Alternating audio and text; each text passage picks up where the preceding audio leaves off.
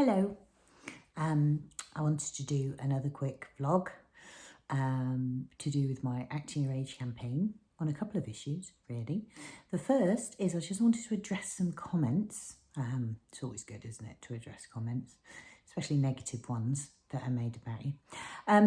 The comments run along the lines of the fact that my Acting Your Age campaign, which I've chosen to focus very specifically on middle-aged women and the lack of middle-aged women representation on UK film, in film and TV and in broadcasting more widely and on stage, has been seen once again, I don't know why this keeps coming up, but as a criticism of younger women.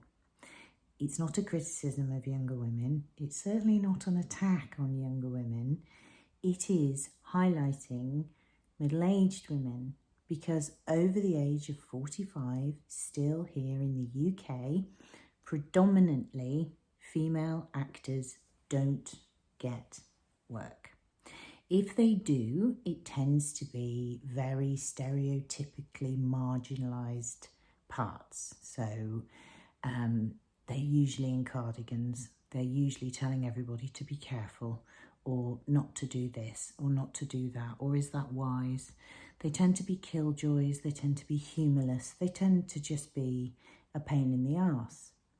So what I been fighting for the last 2 years is for women on screen to be women in middle age, not stereotypical women, but real women with real lives, real life experiences, and really with an awful lot to contribute. We are still seeing predominantly middle-aged white men leading all of our comedy shows and all of our dramas.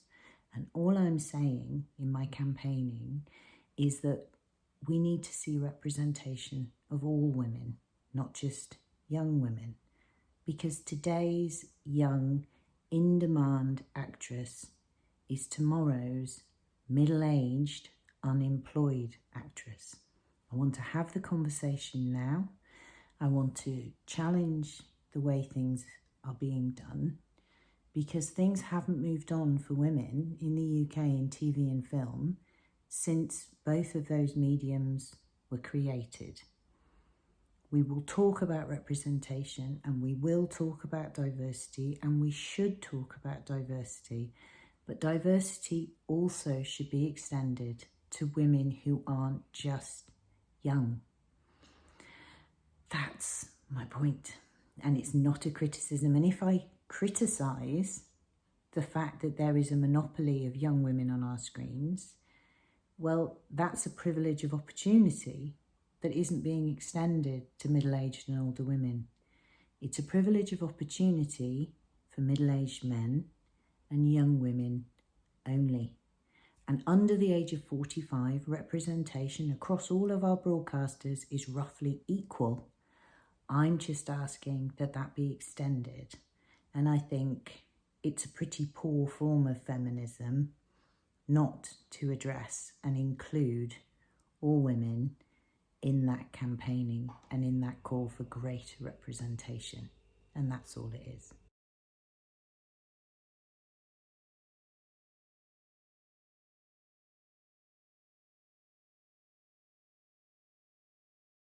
Anyway, thank you very much for watching. I'll just update you on my grey hair journey. So here we are. So as you can see, this is the forehead of a 54-year-old woman. So I've got those there, and I've got lines there, and that's all completely normal. It's completely normal to have wrinkles when you're 54, even though it's more popular now. So there we go, to have Botox and to flatten out women's face. I don't understand that. There's nothing wrong with getting older. Okay, there's nothing wrong with looking older when you're getting older. There's nothing wrong with having a huge disposable income and deciding not to do that. But when it becomes standard, that's when I have a problem. So that it's almost a radical act now to have wrinkles and to have grey hair. So there you go. That's what my regret's like. I'm hoping, and I'm really hoping, that my own internalized misogyny from years and years and years of living, 54 in fact, of being a woman and having to cope with all the constant ageist and sexist and misogynistic messages that we're bombarded with as women every single day. I'm hoping that that can be quietened and I can just be my natural self.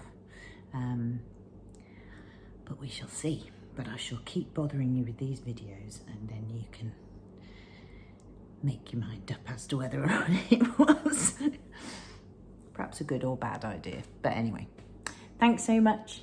Bye.